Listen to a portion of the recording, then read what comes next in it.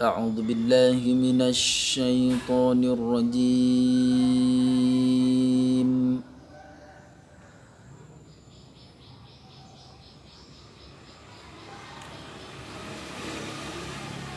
بسم الله الرحمن الرحيم.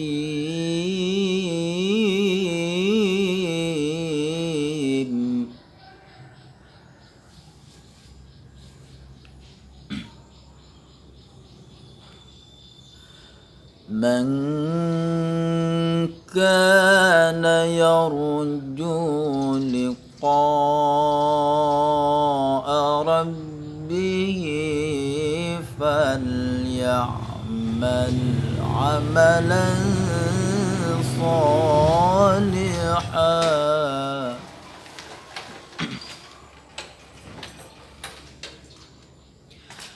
من كان يرجو لقاء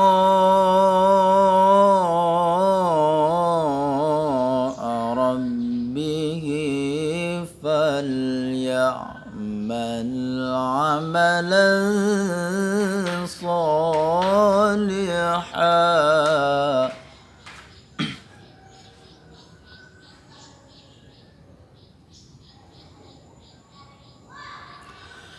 من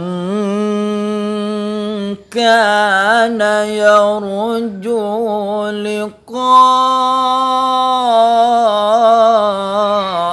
ربه فليعمل عملا صالحا.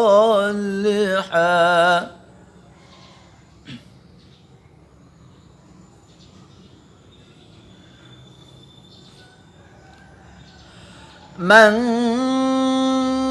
كان يرجو لقاء ربه فليعمل عملا صالحا.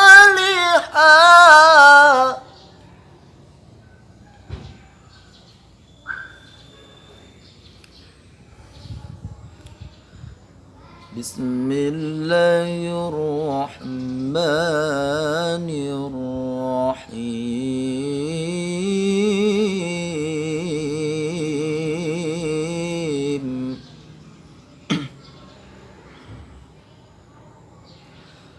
وننزل من القرآن ما هو شفاء ورحمة للمؤمنين.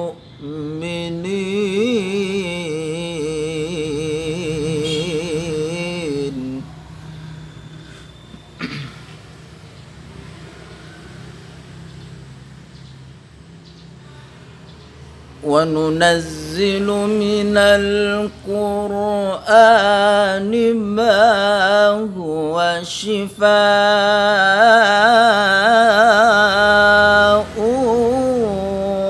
ورحمة للمؤمنين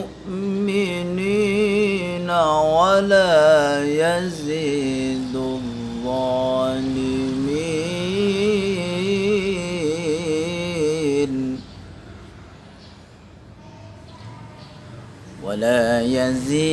الظالمين إلا خسارا.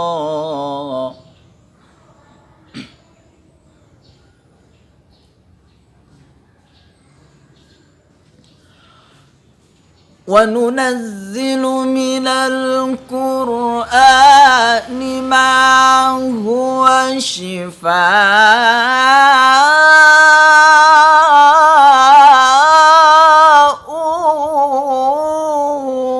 ورحمة للمؤمنين ولا يزيد الظالمين إلا خسارا.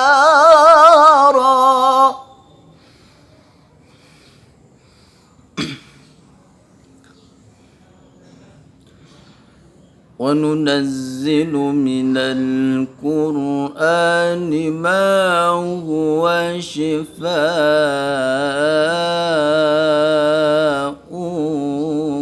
ورحمة للمؤمنين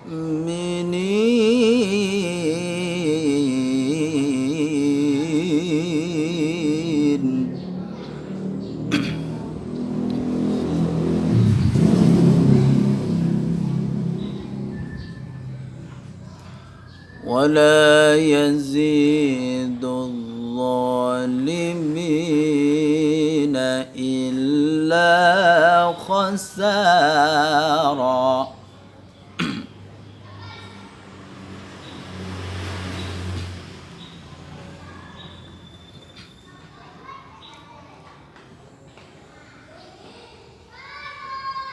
وننزل من القرآن ما هو شفاء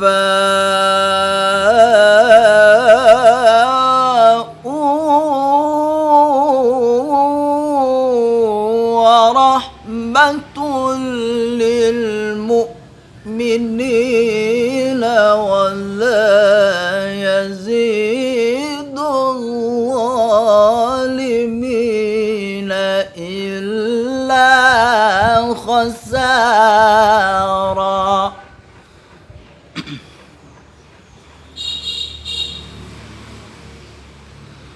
ولا يزيد الظالمين إلا خسارا صدق الله العظيم. Assalamualaikum warahmatullahi wabarakatuh.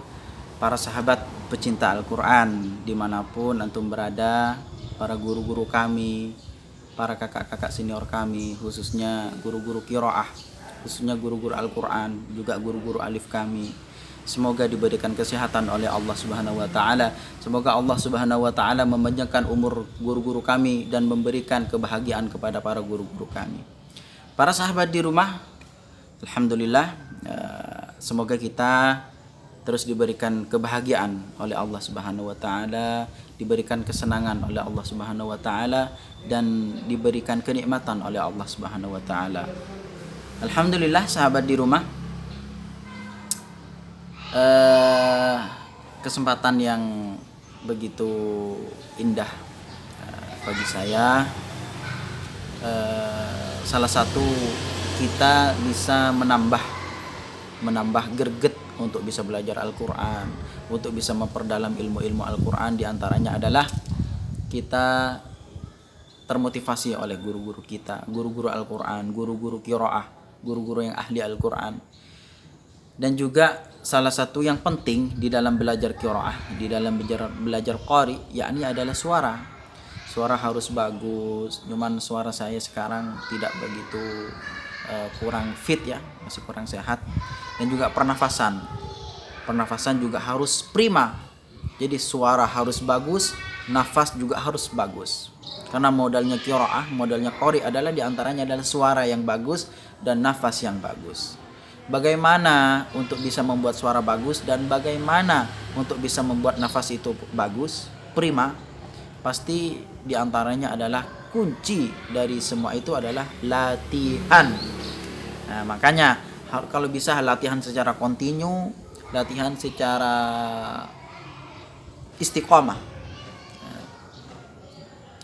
Bahkan kita juga bisa menyelesaikan dalam satu ayat diselesaikan. Nah, itu dengan cara latihan, tidak bisa dipaksa akhirnya bisa. Sehingga kita dengan banyaknya berlatih, kita akan menemukan suara emas. Suara emasnya kita akan ditemukan.